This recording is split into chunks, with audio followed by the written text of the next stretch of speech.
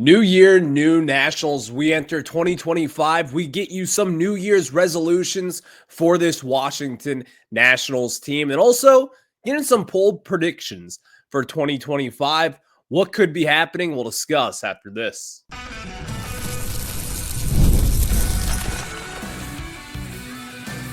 You are Locked On Nationals, your daily Washington Nationals podcast, part of the Locked On Podcast Network, your team every day. And thank you all for making Locked On Nationals your first listen every single day, as we are free and available wherever you get your podcasts. And of course, you can check us out over on YouTube. Just search up Locked On Nationals, and wherever you get your podcasts, again, search Locked On Nationals and hit that subscriber button, please. Later on in today's show, we're going to get into some bold predictions for the Nats as we enter 2025. This is just one of those things where I have a long list of predictions for this Nationals team, some individual and some team goals. We'll discuss that in the second segment and the third as well in today's program. But we start off some New Year's resolutions for this Washington Nationals team. Before we get into the first one, today's episode is brought to you by Gametime. Download the Gametime app, create an account, and use code LOCKEDONMLB for $20 off your first purchase. As we get into it for today's program, we start off with, again, Nats New Year resolutions. And the new year means new opportunity. The Washington Nationals, they have a chance to make a postseason run. They have a chance to turn some of their younger prospects into stars. And also, you've got the number one overall pick. 2025 is looking pretty damn good so far. At least it's a lot better than what it was this time last year. And I do believe in that right here. So as we get into it, my number one New Year resolution is that we have clarity on the owners and they are either all in or all out and sell the team. Here's the thing about the Lerner family. From the outside looking in, I think you can tell that something is not right. Something does not seem 100% just right. You cannot just look at this Nationals team compared to a decade ago, compared to where they are now, and say, this ownership group is all in. Just a handful of years ago, there was the rumors of them selling the team. Kicking around, Ted Leonsis and Dave Rubenstein were the front runners to get the Nationals. And 2 years ago, we all thought that they would be selling the team and that it would be happening relatively soon. Well, now we're a few years removed of it. Just before opening day this past year, they announced that they have taken the team off the market and they did not get what they were thinking that they would get.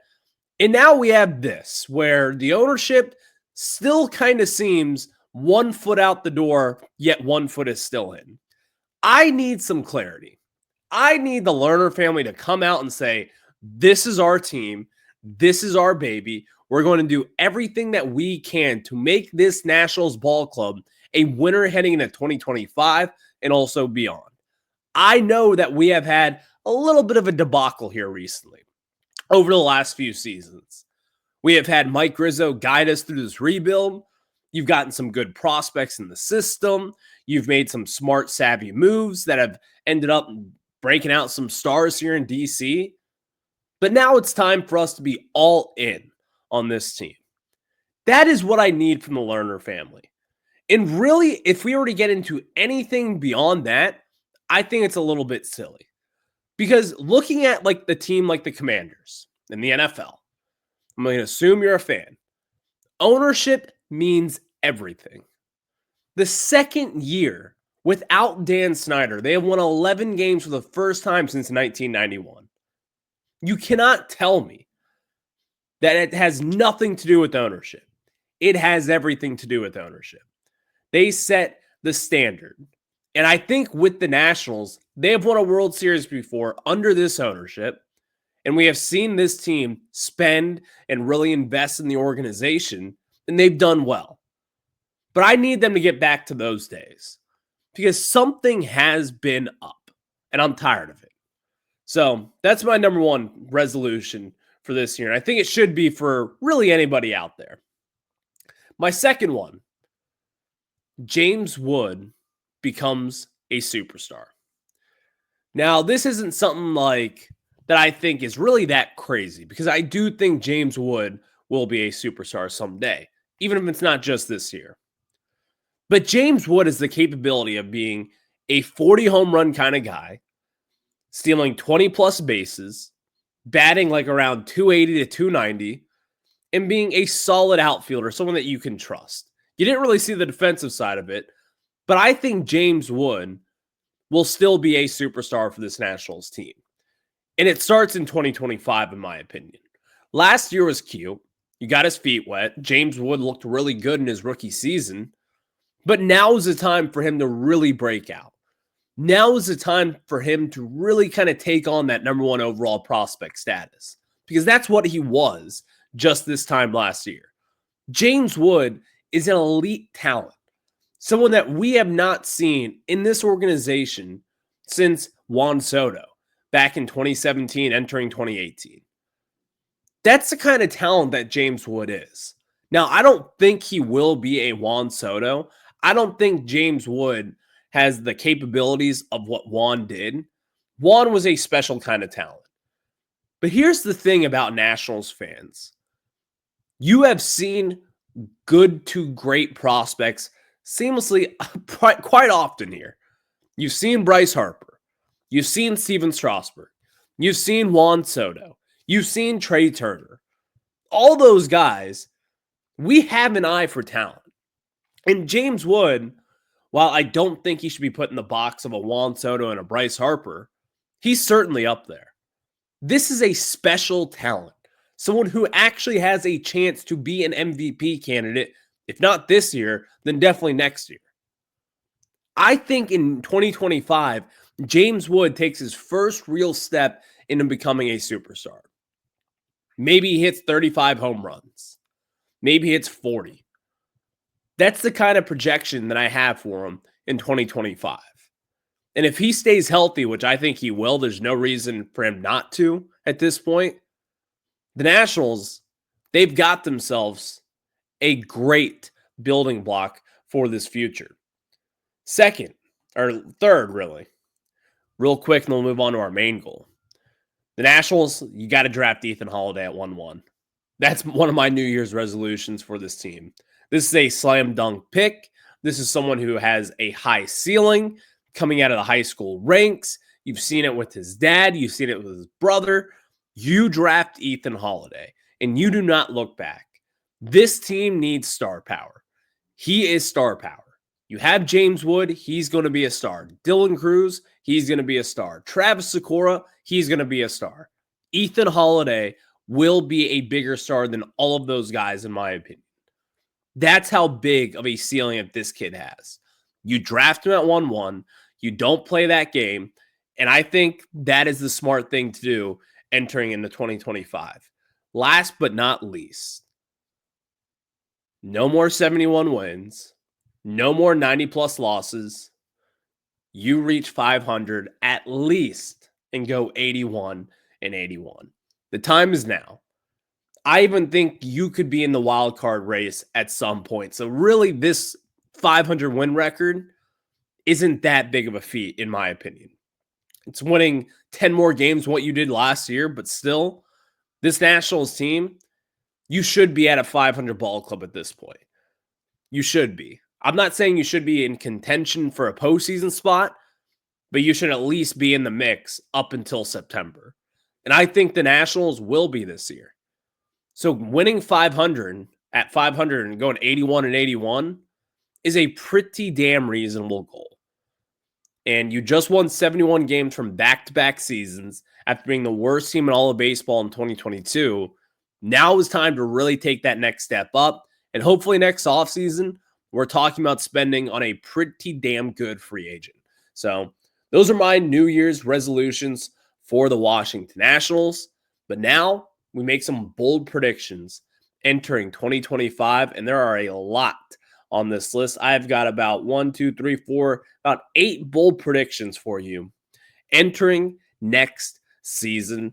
We'll discuss that. But before we get into my goals for this Nationals team, let me tell you guys about our friends over at Gametime. And of course, I love going to live events, whether it's sports, music, theater, or comedy. One of my favorite memories was attending a concert just last year. The energy and excitement were unforgettable. Now, Gametime has made it even easier to get tickets for your favorite events with their new feature, Gametime Picks. This feature filters out the fluff to show you only incredible deals on great seats, so you don't have to waste time searching through thousands of tickets. Recently, I was looking for tickets to an upcoming concert or even a Caps game, and using the Gametime app with Gametime Picks, I found amazing deals and can even see the view from my seat before buying. The super deal was particularly impressive, offering great seats at unbeatable prices.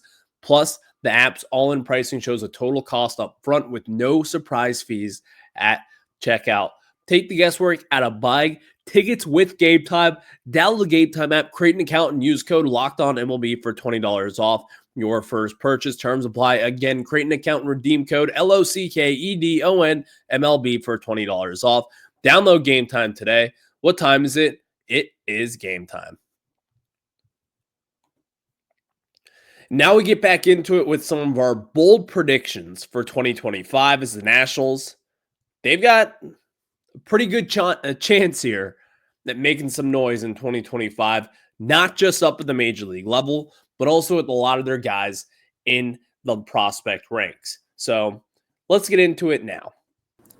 I start you off with number one. The Nats make a splash trade by the trade deadline this year. Now, you might be thinking, is this a splash trade where we send one of our guys away? No. I think the Nationals try to improve this roster by someone who's under team control for the next few years, someone who may not be all too expensive, and for a team that's looking to rebuild. I don't know what that could look like, whether it could be a starting pitcher, whether it could be a first baseman, whether it's the Nationals really kind of juicing up their bullpen. I'm not sure what that could look like at this point. But I predict the Nationals to just kind of put a bow on this. I think they will be buyers by this deadline. And not someone who's going to be just selling out their farm system for everything, but like a smart analytical move for this organization. Meaning someone who's under team control, someone you could maybe spend on and extend at some point this year. That is kind of where I see the Nationals. And that's my first bold prediction, is that the Nationals will make a move for someone. Now, who will they move off of? I don't know at this point, but we do have that a little bit later on in this list, as they do move off someone. Number two, Cade Cavalli gets turned into a bullpen piece by the end of this season. Yes, you heard that right. The Nationals' first-round pick back in 2020, Cade Cavalli was a very promising prospect, at one point being a top 10 pitching prospect in all of baseball. He has been hindered by injuries. He has been hindered by just a lack of recovery, I guess you could say, from this last year, only making a handful of starts down in the minors. I think at this point, if you look at the rotation, if the Nationals were really banking on Cade Cavalli to come back healthy, they probably would have maneuvered a little bit differently this offseason. Now, I do think they're accounting for him to be in the rotation, but I think Cade Cavalli gets bumped to the bullpen at some point. And I think it's due to a lack of really just production overall. He has been injured. He's got the stuff to be a good bullpen piece, by the way. And also, let me just throw this in there. I think he will be a good bullpen piece. Now, he could be in the rotation. He could be very good. But at this point, with his injuries and with his fastball velocity, I believe being pretty substantially different than what it was just 2 years ago, I could see Cavalli being turned into a bullpen piece and being a good one. So that's one of my bold predictions entering this year. My third one, Travis Sakura makes his MLB debut this September. In my opinion, once Dylan Cruz graduates the first week of the season, your number one overall prospect in this system, Travis Sakura, will make his major league debut this year. I think he is that good. And I think he is ready to make his debut, by the way. Now, obviously, I don't think he's going to be in the rotation on opening day. I don't think he's going to be in the rotation by July. But I think that you will see him just have a little bit of a cup of coffee this September if the Nationals maybe are out of it and they bring up some of their young guys. And Travis Sikora, by the way, is going to be a big-time prospect for this Nationals team. I'm still just kind of weirded out, I guess you could say, by the Nationals not putting him up kind of, to high A or double A in Harrisburg. They seem to just kind of be patient with him in Fredericksburg, which is fine. But I think he's going to be making his major league debut at some point this year, whether that's in August or even September. I don't think it'll be any earlier than that. But this is a dominant prospect. I think he makes his presence known up in the big leagues, and it'll be a highly anticipated debut as I expect him to have a huge season down in the minors. And now we get into some more prospects. Dalen Lyle and or Seaver King won't be in the organization after this year. I think one of them, if not one, then both, get traded at some point. Now, it's not because that they're not good prospects. I think Dalen Lyle is a very interesting one. He'll make his debut hopefully at some point this year. And Seaver King, a top 10 pick from this last year's draft class, is a very good prospect. But also, kind of going back to earlier what we were saying, I think there's a splash trade that will be made, and I could see one of them going. Dalen Lyle is the obvious one, in my opinion. There's a ton of outfielders in this organization right now. And also looking at Seaver King, he's an interesting prospect, but I think he's one of those guys who will be used as trade bait, especially if he has a big year. Now, they could easily hold on to him, and that's fine with me. And maybe you decide to trade someone else in the org. Cool. That's a different discussion at this point. But right now, I could see both of them being traded. And I think that goes into why the Nationals could be buyers. They have this farm system that if you draft Ethan Holiday, you have another middle infielder / third base prospect, someone who could maybe even play left field. Who knows where Ethan Holiday would fit in? But that would kind of jump Seaver King. And then Dalen Lyle, again, the Nationals outfield is loaded as we speak here today. And also on top of that, in the farm system, it's also pretty damn loaded as well. So these two guys, pretty high ceilings, each of them, could be moved. And again, be moved for some pretty big-time talent to help us up in the majors. So I think Dalen Lyle and or Seaver King will be traded and will not be a Washington National by the end of this season. That is one of my bold takes entering 2025. Another one has to do with some prospects. Travis Sikora will be a top 20 prospect by midsummer. Travis Sikora, again, I will say it for you, he is the untouchable piece that this Nationals team has. Travis Sikora is going to be, in my opinion, maybe even a top 10 prospect by the end of this year. And I don't think that's crazy. This guy is a legit pitching prospect. I have yet to see him in person, but I would not be surprised to see him start out the year in Double-A. And if you look at Baseball America and all their write-ups and MLB.com, the guys who cover this stuff for a living, Travis Sikora is a legit big-time prospect that I think a lot of people, not just here in DC, but at a national level, don't really understand at this point. Like, he doesn't have the hype of Steven Strasburg, which, by the way, he should not. Steven Strasburg was a once-in-a-lifetime kind of prospect coming out of college. He doesn't have the hype of Bryce Harper, which, again, he should not. Bryce Harper was a once-in-a-lifetime kind of prospect, again. But Travis Sikora will be a very legit blue-chip prospect that I think will reach the top 20 ranks at some point this year.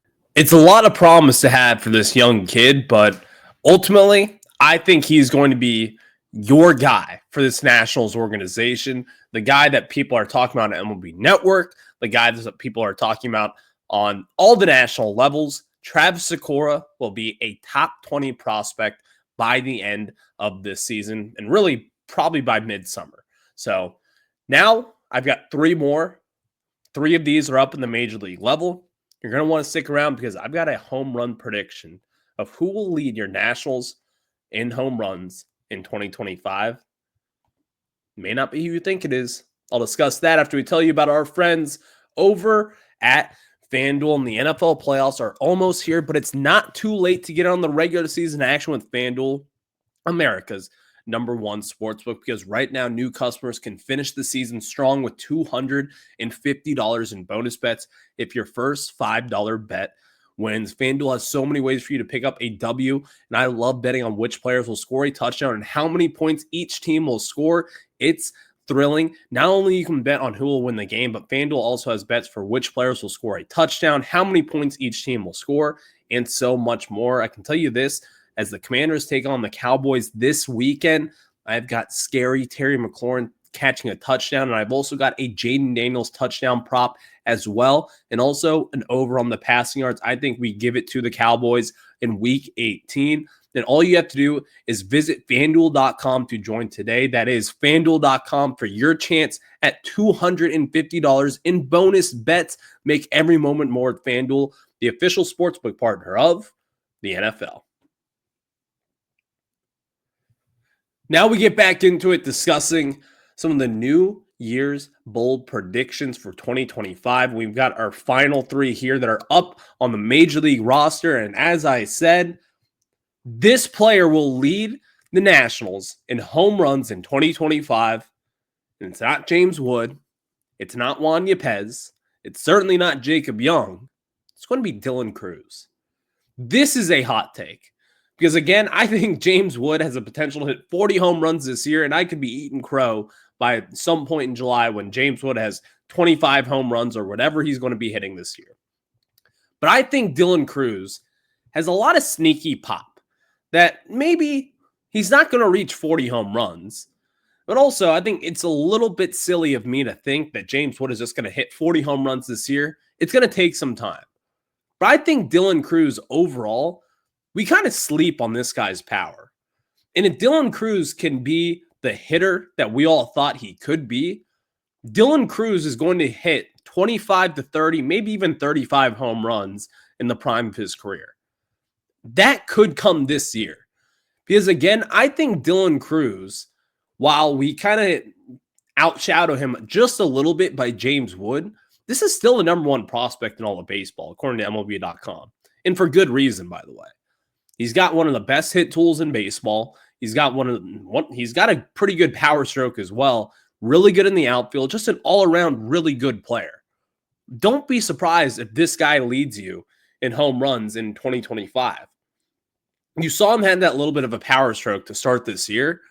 I think that is really the real Dylan Cruz. And having the protection now of Nathaniel Lowe, you also have Josh Bell in there. Dylan Cruz is not going to be the focal point like James Wood was this last year. You're going to have some protection. You're going to have to pick and choose your battles. And I think Dylan Cruz might get left off that list. He could see some fastballs, and when he sees fastballs, he kills the baseball. So Dylan Cruz might lead the Nationals in home runs in the year of 2025. Second, Mackenzie Gore finishes 2025 with a sub-3.4 ERA. Now, it's not like ultra impressive, but I think Mackenzie Gore does take a really big step up this season and really becomes that ace that we have all been hoping for time and time again since the Nationals have lost Max Scherzer. I think Mackenzie Gore is not going to be Max Scherzer for the record, but I think he's going to be a very good pitcher. If not a #1, he'll be a really good #2. And he's got the stuff for it. This is a top prospect, again, just a few years ago in all of baseball. He's got the potential to be a very good piece to this Nationals puzzle, and I think he could be the main piece as far as pitching goes. This is a very good prospect, again, who I think will take a big step up in this year, and we'll be talking about him being one of the better guys and really one of the main pieces of this Nationals team for years to come. Last but not least, Jose Ferrer will be your closer by the end of this season. I've been on the Jose Ferrer bandwagon for the last few years now. You've seen him come up the last 2 years and pitch really well for this Nationals team. He's young. He's got good stuff. And ultimately, I think he's probably your best bullpen piece sitting here today. Jose Ferrer will be your closer by the end of this season. Will he be a good one? I don't know. But someone's got to close out games at this point. It's probably not going to be Kyle Finnegan as he's still a free agent. And Jose Ferrer and Zach Brixey, I think that's going to be the two main guys sitting here today that we're going to be talking about. And maybe the Nationals go out and sign a closer. They probably should. But if you sit here today, it's probably going to be Jose Ferrer closing out games for you at some point this year. So those are all my bold predictions for 2025. I want to hear yours. Tweet at me at RyanClary11, and as well, drop a comment in the YouTube section, and I will see your ballots and your votes of what your bold predictions are for the Nationals, or maybe you have a New Year's resolution that I missed, and if you do, drop it down in the comment section. I will catch you guys on the flip side. Have a good one. Go Nats.